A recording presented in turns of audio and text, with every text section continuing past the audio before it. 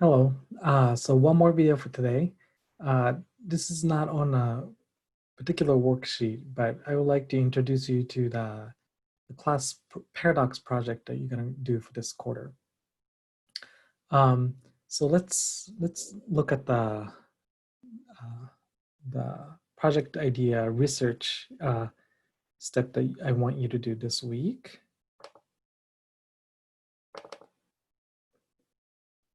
Okay, so here's a handout for that paradox project that I want you to do. By the end of the quarter, you're gonna submit 3 different documents.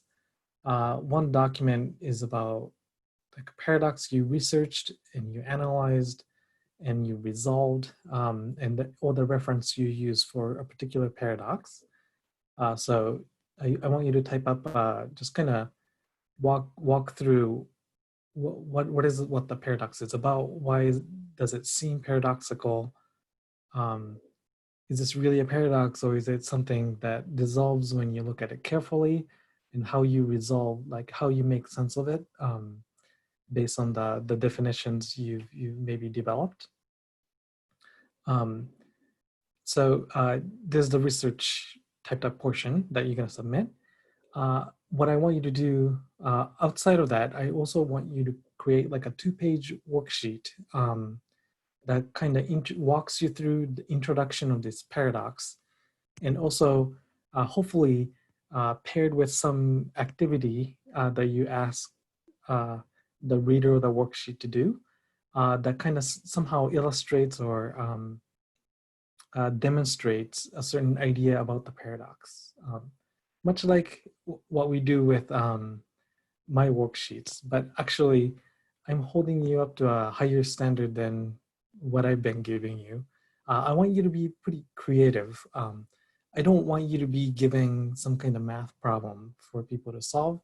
I want you to challenge the person to present their ideas on the paradox, maybe in a creative way. So maybe that will involve some kind of activity, or maybe some kind of game that they could play with some people.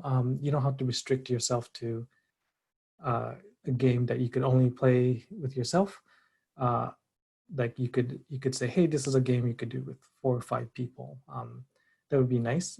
In fact, in the previous quarters when I've taught this class, I have assigned this project as like designing a game based on a paradox. You could still do that for this quarter, but it's much more difficult to test a game because of the stay-home order. It's hard to meet up with people and try to play test a game. So I want you to be a little bit more creative.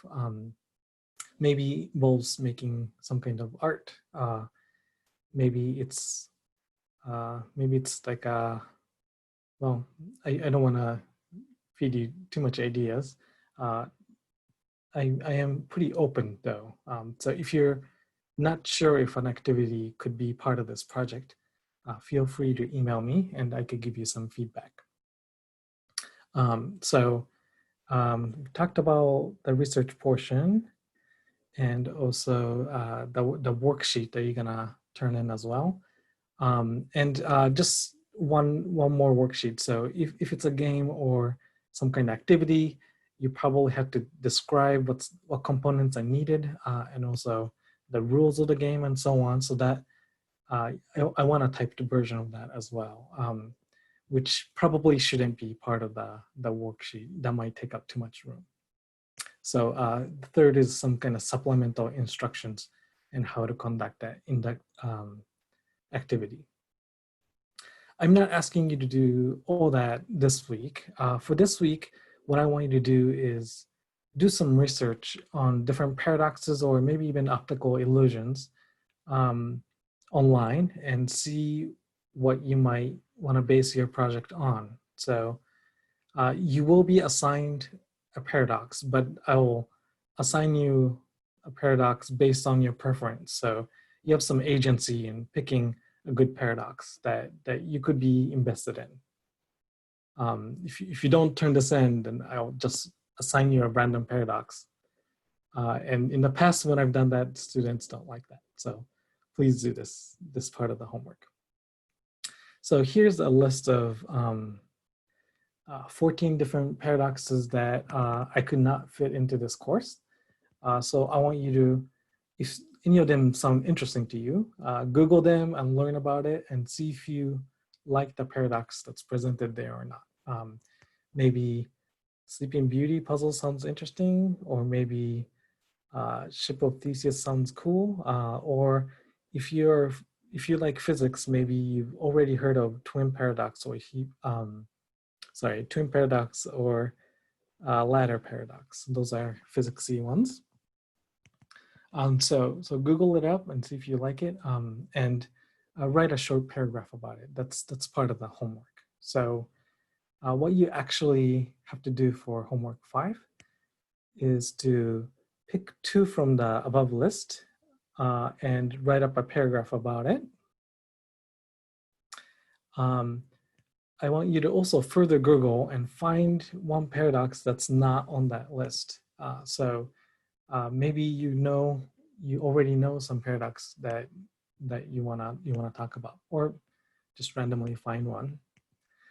And also maybe consider one paradox that's already covered in the course already, but maybe you want to go deeper into it, or maybe you want to highlight a different aspect than I did in class. So I want you to take a look back at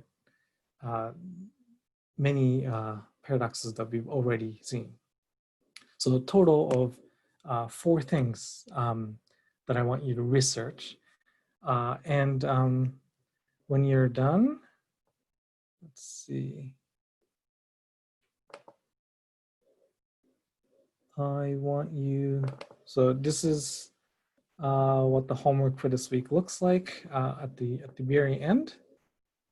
Over here. Oops. Sorry, I don't know why my pen is not suddenly writing.